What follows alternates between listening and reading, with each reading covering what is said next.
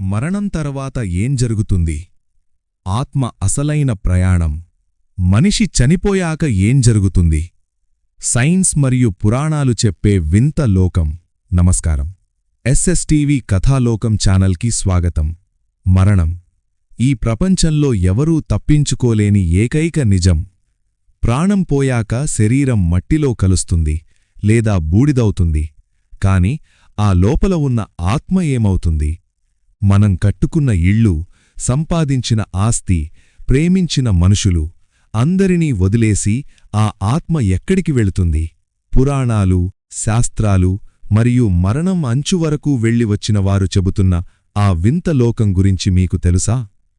ఈరోజు మనం చావు తర్వాత మొదలయ్యే అసలైన జీవితం గురించి తెలుసుకుందాం. ఆత్మ విముక్తి మొదటి అడుగు.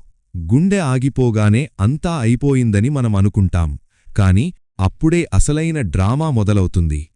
శరీరం నుంచి ఆత్మ విడిపోయిన మొదటి కొన్ని క్షణాలు చాలా వింతగా ఉంటాయట. చనిపోయిన వ్యక్తికి తన చుట్టూ ఉన్నవారు ఏడుస్తున్నది వినిపిస్తుంది, కనిపిస్తుంది. కాని తను వారితో మాట్లాడలేడు. తన శరీరాన్ని తనే పైనుంచి చూస్తుంటాడు. గరుడ పురాణం ప్రకారం ఆ సమయంలో ఆత్మకి ఒక రకమైన అయోమయం ఉంటుంది. నేను బతికే ఉన్నాను కదా, వీళ్లంతా ఎందుకేడుస్తున్నారు అన్న భావన కలుగుతుంది. బంధాలమీద ఉన్న వ్యామోహం ఆత్మను ఆ శరీరం చుట్టూ తిరిగేలా చేస్తుంది. ఆ తరువాత మొదలవుతుంది అసలైన జర్నీ.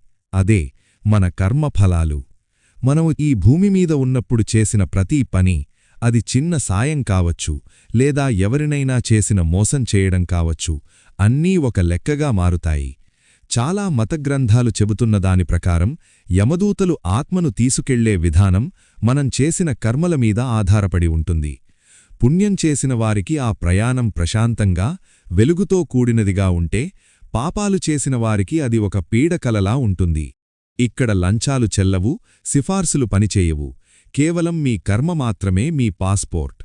మనం చూస్తున్న ఈ భౌతిక ప్రపంచం కాకుండా కంటికి కనిపించని మరో లోకం ఉందని శాస్త్రవేత్తలు సైతం మల్టీ డైమెన్షన్స్ పేరుతో నమ్ముతున్నారు.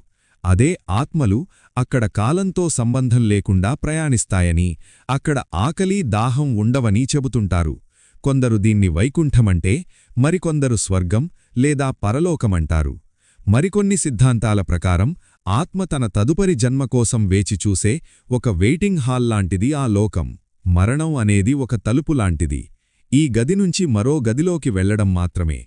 అందుకే పెద్దలు చెబుతుంటారు, ఉన్నప్పుడే మంచి పనులు చెయ్యాలని. ఎందుకంటే మనం ఇక్కడి నుంచి వెళ్లేటప్పుడు వెంట తీసుకెళ్లేది కేవలం మన జ్ఞాపకాలను, మన కర్మలను మాత్రమే. ఈ ప్రయాణం గురించి వింటుంటే మీకు ఏమనిపిస్తోంది? మరణం తరువాత జీవితం ఉందంటారా? మీ అభిప్రాయాన్ని కామెంట్ చేయండి. వీడియో నచ్చితే ఈ ఛానల్ని సబ్స్క్రైబ్ చేసి మీ ఆదరణ తెలపండి. మళ్ళీ మరో మంచి ఇంట్రెస్టింగ్ వీడియోతో మళ్ళీ కలుద్దాం. ధన్యవాదములు.